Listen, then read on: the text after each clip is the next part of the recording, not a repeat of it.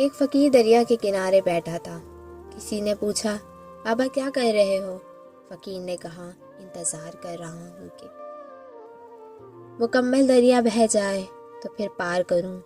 اس آدمی نے کہا، کیسی بات کرتے ہو بابا، مکمل پانی بہنے کے انتظار میں تو تم کبھی دریا پار نہیں کر سکو گے۔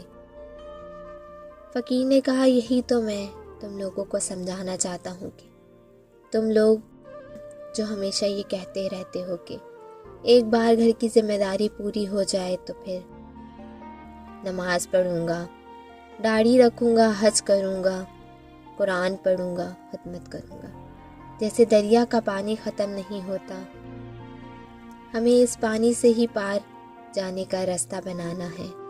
اسی طرح زندگی ختم ہو جاتی ہے، پر زندگی کا کام اور ذمہ داری کبھی ختم نہیں ہوتی۔ اس لیے نماز، قرآن، ان کے لیے ٹائم نکالیے۔